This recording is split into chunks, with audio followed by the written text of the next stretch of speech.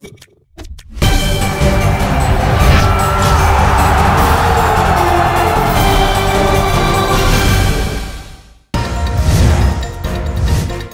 на Ботев замина за София, където ще проведе последната си тренировка и ще остане на режим преди двубоя срещу ЦСКА от 11-я кръг в първенството.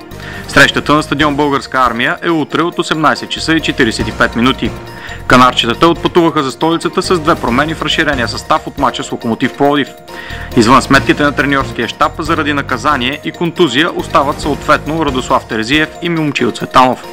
Местата на двамата в групата заемат 18-годишните младоци Владимир Айтов и Наско Милев. Ето с какви амбиции тръгна Ботев за срещата си с армейците.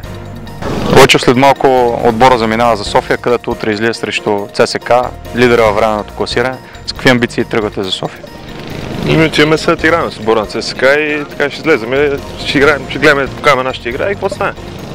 Тръгваме с очаквания да направим първо един добър матч за отбора и за публиката и се надяваме да си тръгнем с нещо от стадион Българска армия. Лично аз отивам за победа, надявам се и отбора да мисли така. Надявам се на една добра игра, да затвърдиме доброто представяне от началото на сезона. Ботев от доста години няма спечелена победа в София срещу ЦСКА. Това по някакъв начин може ли да натежи или е дошло времето да се пречупи тази традиция? Традициите са да се нарушават. Мисля, че отиваме с настройката за победа и се надявам утре в 9 часа да се поздравиме. Мисля, че с едно добро настроение, с високи амбиции, нали, така винаги си поставяме високи цели. Мисля, че бяхме щастливи, тренирахме добре тази седмица след матча с Локо и се надявам и този матч утре да излезе благоприятно за нас. За матча в София Ботев ще разчита на следните 18 футболисти.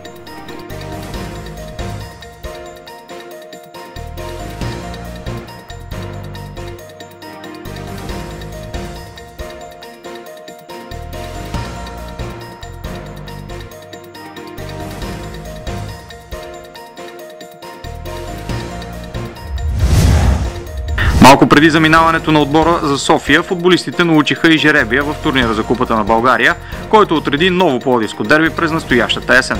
Броени дни след победата над Локомотив за първенство, Фортуна реши да изправи Ботев отново срещу градския съперник, този път в осмина финал за Националната купа. Битката за място в четвъртфиналите ще се състои в два мача. В първия от тях Ботев ще гостува на стадион Локомотив в една от датите между 28 и 30 октомври, а в реванша на 13 декември канарчетата ще приемат своя противник на базата в Коматево. Жребият бе приет с положителни емоции в жълто-черния лагер. Преди малко стана ясен и жребия за следващия етап в турнира за купата. С какви чувства приехте новината, че ще има ново пловдивско дерби? Страхотно е, страхотно. Още два празника за града. Радвам се, че ще мога да се изправим отново срещу Локомотив и се надявам още две победи да запишеме. Надявам се стане пак един празник, както се получи тук преди седмица и нашия отбор естествено да победи, както в този матч, показахме, че сме по-добри отбор. Така много се зарадвах, че пак ще играем такива два матча с пълни с заряди и въобще много добре, че се паднахме с Локо и се надявам да ги отстраним. Доволен си от жребия? Да, много съм доволен. И жребия като жребия, все пак, който и да ни се падне, ние трябва да го преодолеем, но все пак това е един по-специален матч за нас, така че мисля, че на този етап това е добре дошло. Останалите двойки в осмина финалите за Купата на България са следните: Ботев Гълъбово, Локомотив София, Хасково Банско, Локомотив Горна Оряховица Дунав, Монтана Левски, Берое Лудогорец, Черно море Славия и Литекс Пирингоце Делчев.